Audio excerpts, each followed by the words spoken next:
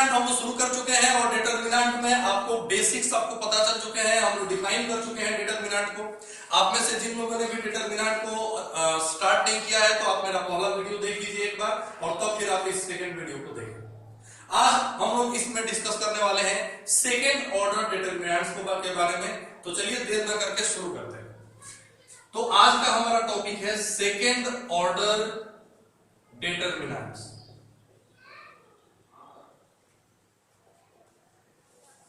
देखिए second order determinants में कितने रोज और कितने कॉलम्स होते हैं ये तो आप समझ ही चुके हैं।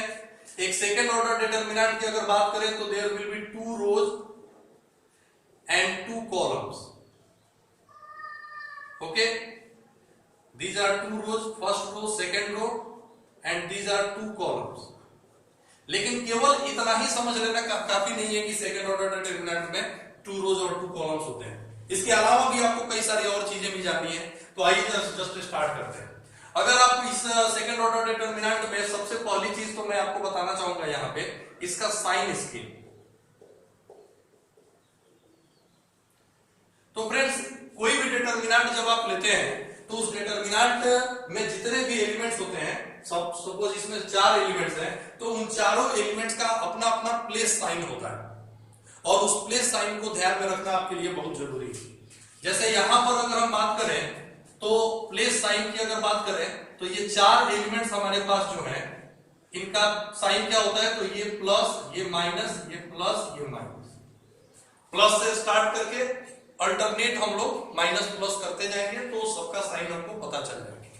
या दूसरा भी तरीका है, एक ट्रिक भी है, आप उस ट्रिक को भी यूज कर सकते हैं। बड़ा सिंपल सा ट्रिक है कि अगर आपको किसी भी एलिमेंट का, सपोज आप A11 का साइन पता करना चाहते हैं कि इसका साइन क्या होता है, तो अगर आप इसका साइन पता करना चाहते हैं तो इसमें नंबर ऑफ रो और नंबर ऑफ कॉलम्स जो दिया है यहाँ पे 1 और 1, आप इसको ऐड करो। अगर ये इवन है ऐड करने पे तो इसका साइन प्लस होगा और अगर ये ऑड आता है तो इसका साइन माइनस होगा, निगेटिव होगा। जैसे यहाँ पे 1 और 1 है, 1 और 1 को जब आप ऐड करेंगे तो ये 2 आए, तो ये इवन है। आप देख सकते हैं ये क्या है, इवन है। देयरफॉर इसका जो साइन होगा वो पॉजिटिव होगा, आप यहाँ देख सकते हैं। सपोज अगर आप इसका निकालना चाहते हैं A21 का, तो आप 2 और 1 को ऐड कर दें तो ये 3 हो जाएगा, जो कि एक ऑड नंबर है और चूंकि ये ऑड है तो इसका साइन नेगेटिव होगा। तो आप इस ट्रिक के थ्रू भी आप साइन पता कर सकते हैं किसी भी एलिमेंट का। तो जितने भी एलिमेंट्स होते हैं इनमें डिटरमिनेंट उन सब के अपने अपने प्लेस साइन होते हैं। अब आगे अगर हम बात करें तो ये पहला पॉइंट था और दूसरा जो पॉइंट इसमें हम लोग डिस्कस करने जा रहे हैं वो बड़ा इंपॉर्टेंट है, वो है minus and cofactors. Minus and cofactors. तो किसी भी डिटरमिनेंट की अगर हम बात करते हैं तो उसमें जो भी एलिमेंट्स होते हैं, किसी भी डिटरमिनेंट में जो भी एलिमेंट्स होते हैं, हर एलिमेंट का माइनर और कोफैक्टर निकाल सकते हैं। और कैसे निकाल सकते हैं वो अब हम जानने वाले हैं। सपोज आपके पास एक सेकंड ऑर्डर डिटरमिनेंट है, मैं ये ले लेता हूं। जैसे मान लीजिए A B C D, ये मैंने एक डिटरमिनेंट ले लिया हैविंग 2 रोज एंड 2 कॉलम्स। तो ये आपको क्लियर है। अब इसके बाद से मैं आपसे पूछता हूं कि जो A है, जो फर्स्ट एलिमेंट है या A11 है, इसका जो माइनर है वो क्या होगा। तो it is very simple to find out the minor. आपको क्या करना है कि जब आपको माइनर निकालना हो किसी भी एलिमेंट का, तो उस एलिमेंट के रो को और उस एलिमेंट को के कॉलम को आप ऑमिट कर दीजिए, उसको आप वाइप आउट कर दीजिए, उसको मिटा दीजिए मन में, आप अपने मन में हटा लीजिए। उसके रो और कॉलम को कवर करने के बाद या हटाने के बाद जो एलिमेंट बच जाए वही एलिमेंट जो है फॉर्म करते हैं माइनर उस एलिमेंट का। जैसे मैं यहाँ पे आपको कुछ एग्जांपल्स देता हूं। यहाँ पे मैं लिख देता हूं एलिमेंट और यहाँ पे मैं लिखता हूं माइनर। तो माइनर्स को जनरली हम लोग MIJ से डिनोट करते हैं और यहाँ पे मैं लिखता हूं कोफैक्टर्स, जिसको कि आप CIJ या AIJ से डिनोट कर सकते हैं।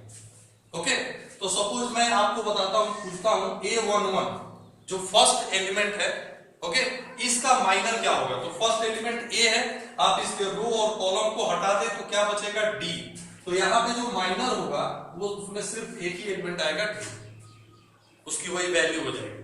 और कोफैक्टर की अगर बात करें तो जब माइनर में आप एलिमेंट का साइन अटैच कर देते हैं तो बन जाता है वो कोफैक्टर।